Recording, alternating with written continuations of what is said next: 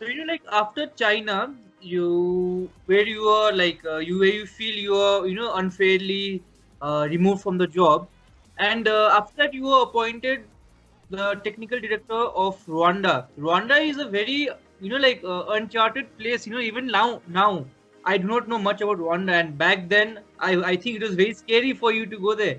Could you say how? Could you share with us how was your time at Rwanda?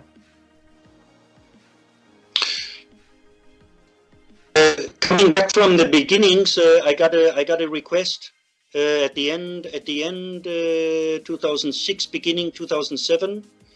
If I could see myself going to Rwanda as a technical director and helping to build up the youth and helping to make coach education, women's football, all the pillars, the different pillars in a federation as a technical director. And I said, okay, why not? I mean, I have never been there, but of course you have to be on the job. And in football, it's not, you can select the jobs. You must go where you're called.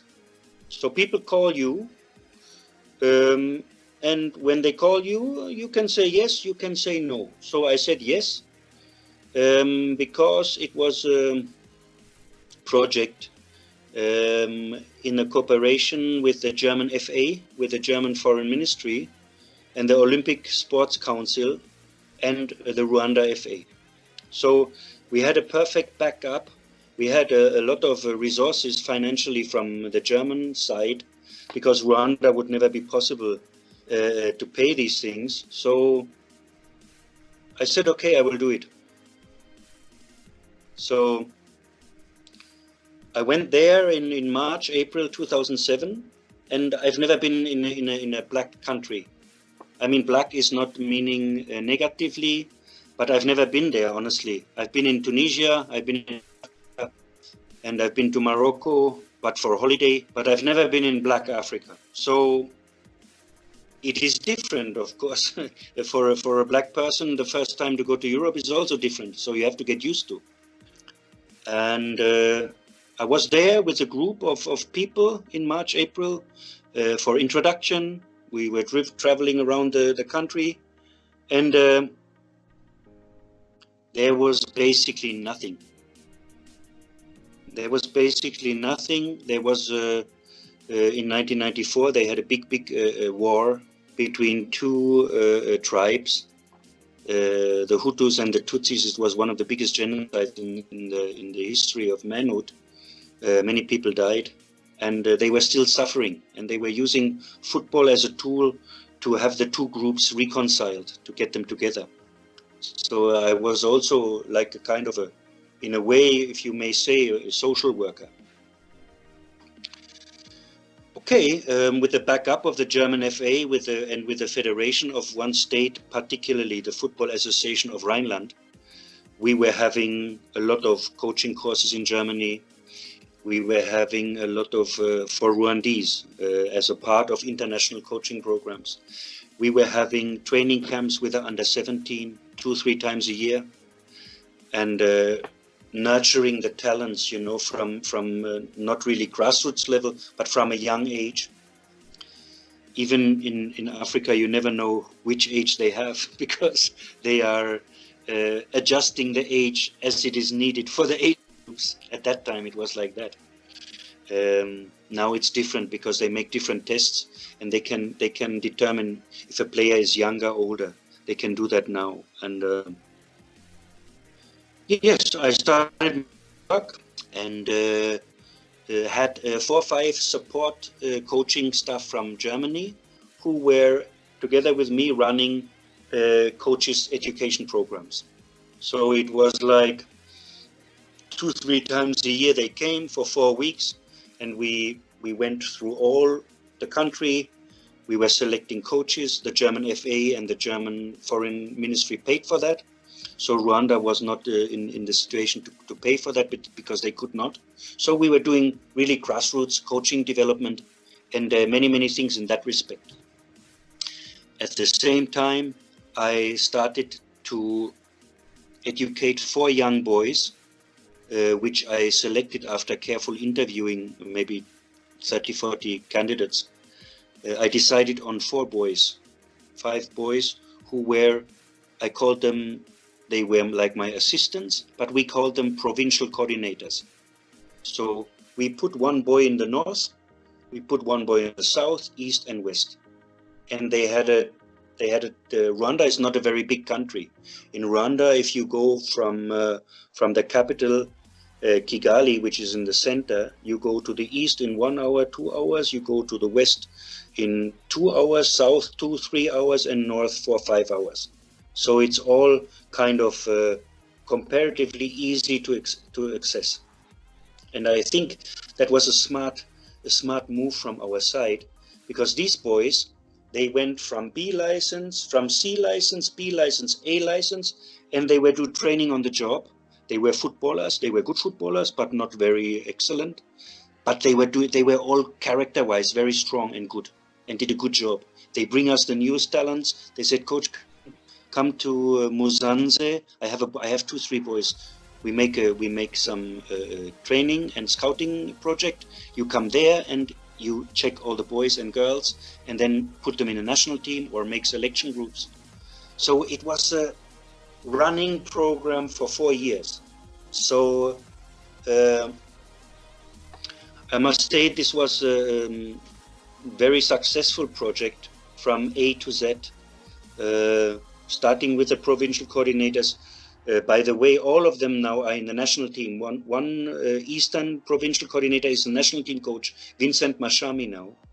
And Sosten Habimana, who was in the south, is his assistant. So they all are, until this day, very, very thankful to our project at that time. So I think it was like a model project for the cooperations of the German FA with foreign countries, mostly Africa, Asian countries, where they sent experts to develop the grassroots and to develop the football in itself. I think Rwanda was an excellent, perfect model for relationships of Germany with developing countries. Okay, let's go quickly to the youth development.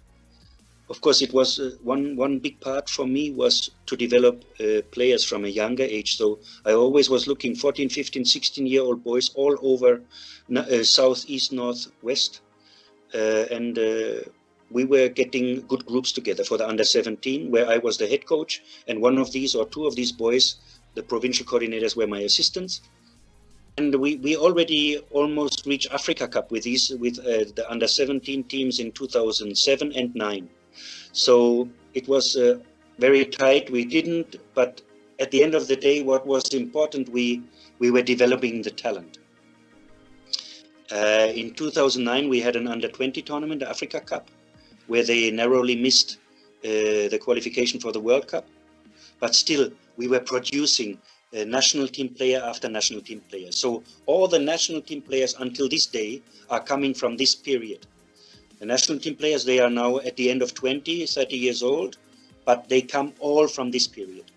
And the biggest project was then in 2009, 10. We were looking for under 15 players, 14, 15-year-old boys, to prepare them for the under 17 in 2011. 2011 in January, February was the under 17 Africa Cup in Rwanda. And my friend and my colleague from France, who was the coach, Richard Tardy, he led the team to the World Cup in Mexico in 2011. So this was like my bye-bye gift, was like to prepare this group for the federation and to have them with Richard to reach the World Cup in Mexico. Sensation. It was this doesn't happen so often, but I told them before, bring the tournament to Rwanda. Try to bring the tournament to Rwanda, the Africa Cup. Then we have a chance to qualify for the World Cup. So it happened. That was really good. Another short episode is the women's football. At the time, we were told from the German FA, particularly at this period, to especially promote women's football. And Rwanda is like dictated from leaders who come from the genocide periods, generals from the army, and they all were very not so positive about it, and quite of reluctant to bring the women to the football. But there were 3-4 women who were in the federation. One Coach Grace, and Marie-Louise Remelka, I think her name. She was like the women, very strong for the women's development in general. And football was a tool also to get the groups together, to get the two tribes together. So what we did, we were scouting and training and playing. And in 2008, I think in October, November, the first game, national team game of the women in Rwanda, in a fully packed stadium against Uganda, the arch rival, next door neighbor. I was crying when they went on the pitch, these girls, to see that. Honestly, I don't have such a good affinity to the women's football, but I respect it. And as myself and the federation to start the women's football in Rwanda, it was a really nice episode of my time in Rwanda. Okay, that was in brief the pillars: coaches education, youth development, women's football, and the youth national teams. All in all, in a fantastic cooperation with the German FA, it was a beautiful project, I must say. So, after that, later on, you even were in the running for the Rwanda national team coach job. But for some reason, it did not happen. Could you shed some light on it? What happened? That is kind of a delicate matter, which in a way shows how the football is. It's like you cannot grasp it, you cannot understand it sometimes. I cannot comprehend it. I left Rwanda in 2011. Immediately after Rwanda, I took over Philippine national team. And during my Philippine time, every year once I went to go to Rwanda. Tried to maintain a good relationship with the leaders, and I said, look, I worked 4 years for you. I think very successfully. It would be very interesting also to maybe take, after when eventually Philippines will be over, I would be interested to come back. Okay, the people knew that, but some people in the federation, they were a little bit taken aback from my style, because I was very kind of dominant type, I said very clearly, we want to do it like this, and I was not the compromise type too much, and then if you as a coach or as a director, you are indirectly attacking generals who went through war, you are indirectly attacking, or I don't want to say insult, but you are, some will not see you in a positive light. So in 2015, I was after Philippines and after Romania, I was in Germany, and then there was the new coach to be.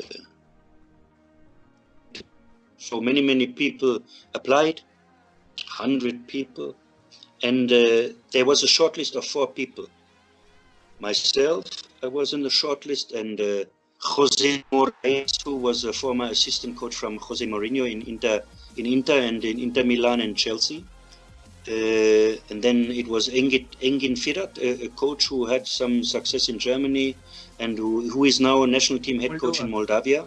You know him. And the last one was a young boy from Northern Ireland, I think. No? Northern Ireland, Belfast, yes. I think McKinstry is his name. Okay, I thought, yeah, of the 4, I have the experience in Rwanda. I thought, okay, I should stand a good chance. Okay, I talked with the people, and I didn't hear from them. I haven't heard anything. I was in Rwanda. I had interviews with the media. What happened? Not Michael Weiß, and not Engin Firat, and even not Jose Moraes, the former assistant from Mourinho, got the job. The 29 or 30-year-old boy from Northern Ireland got the job. I called the people. I called my boys. I said, what's going on there? What is this? Nobody could give me an answer. So that was the situation about Rwanda. I don't want to comment on that, but it was maybe kind of payback time from some people to tell me, Coach, sorry, this is our answer to some of the things maybe that didn't run so perfectly on the personal level. I don't know. So I didn't get a job, and of course I was. For me, it would have been fantastic after Rwanda, then to pick up the Rwandese, after Philippines to pick up Rwanda, where I knew everything. Actually, I didn't need any time to adjust. I could just follow up what I've done 3-4 years ago. But it wasn't supposed to be, and it is football. You have to respect. You cannot force people to take you if they have other